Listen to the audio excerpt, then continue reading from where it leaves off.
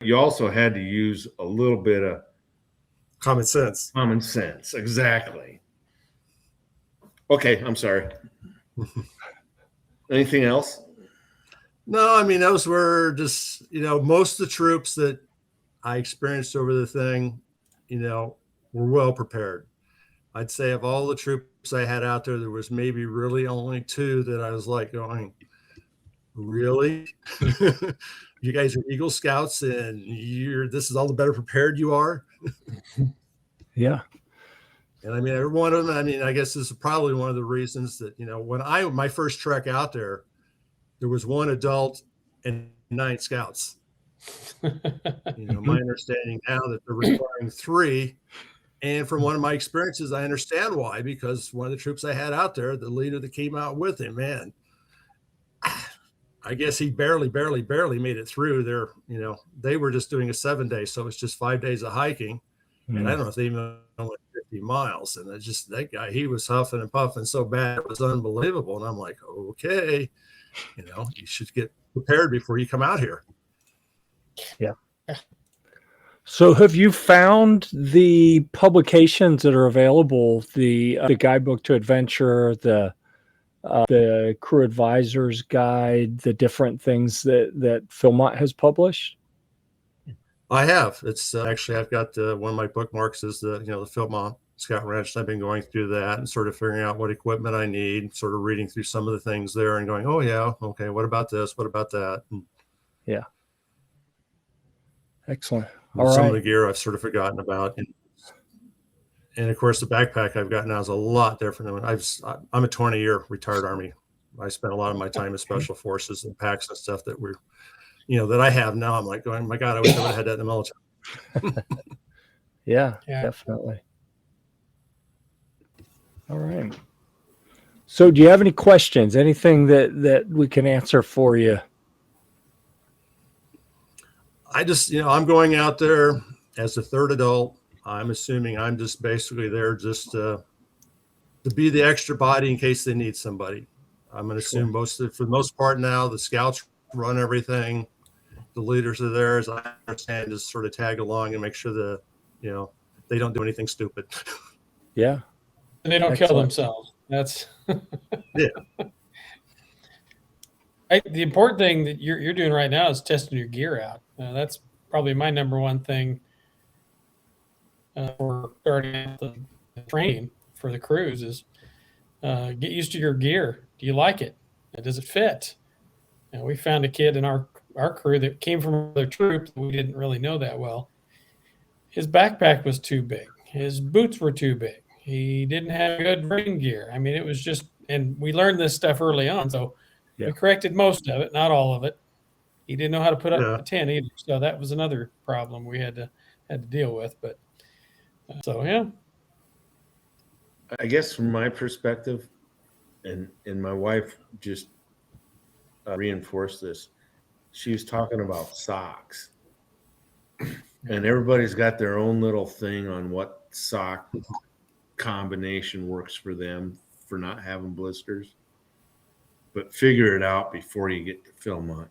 You don't want to figure it out at Philmont and have blisters on the trail, because that'll just make your trek miserable and may potentially shorten your trek and put you in the health lodge. And nobody wants that. Yeah. So, like, just for anybody out here listening, figure out your feet and figure out your rain gear. Everything else is if you have those things, you'll survive very well. Feet, rain gear, and then your insulation for sleeping are the big three for me. But as long as you're not going to freeze at night or during the day, and you can keep moving, then you'll be fine. Have something good for your feet, something good for your hands, and something good for your head. Those are the 3 main things. Keep those warm. Normally the rest of your body will stay warm. Yeah. Cool. And I always bring a stocking cap. Oh yeah. Yeah. And gloves. I like my fingers get cold, but yeah. I bring work gloves, so I have my own custom gloves for doing my cons work too. It has two purposes. Jim, did you guys do conservation projects as part of the trek itinerary back in the day? I do not remember doing anything like that. All right. Well, that's a treat you get to look forward to. As I understand it, I actually haven't seen. I'm assuming they're going to do what they did the prior few years, which the new projects were. I think some crews got to participate in replanting in the burn scar area, some of the tree planting, some stream restoration work, either in base camp or at various other places throughout the ranch. Trail building, the old standby building trail around Philmont, and then building burn piles. So getting some of that down trees and thinned trees into piles that they could burn in the off season to help reduce the forest fuels.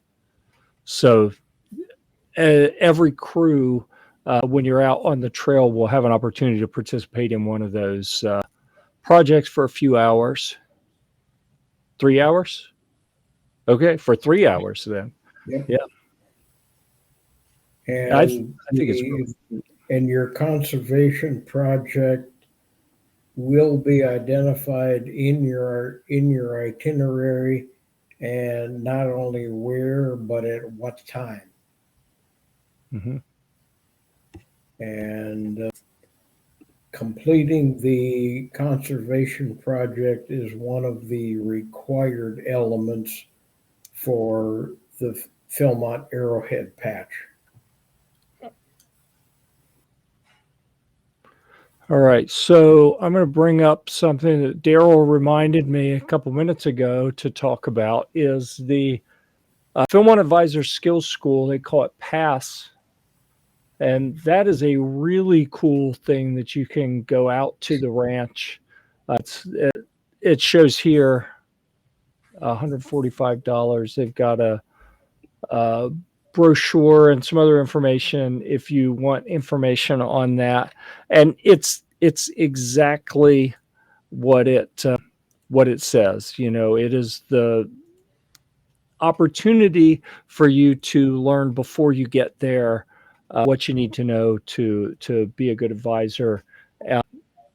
And I mean, in my mind, a lot of that is teaching you how to teach your crew leaders so they can teach the crew and get everyone prepared before you get out there. But that's a really neat program that's available, so you can go check that out if that is something that anyone thinks sounds interesting. All right. We are about out of time. So thank you, everyone, for giving us an hour. We have, let's see, anything else, Jim? Did we cover all the things you wanted to get to? I think that's it for now. I mean, like I say, I'm just getting into this. I just sort of, this is 10 days now since I volunteered to do this. So I'm just trying to get up to speed. Yeah. Scouts has definitely changed a lot since I was involved. There's no doubt about that. I will be going with a co-ed crew, which will be, totally new for me because they were just starting to get some females into explorers when I got out of it. Mm-hmm. Yeah, it definitely changes how you do things around camp, I think, at times. So you got a lot to learn. I'm so excited for you. It's going to be a really neat experience. And let's see, what is this? From 1974, Guidebook to Adventure. So I think there may be, that's what this was probably. 4 hours of cons work was required to get the Arrowhead patch in 1974. Please subscribe and check out our Guitar Deals group on Facebook. The link's in the bio.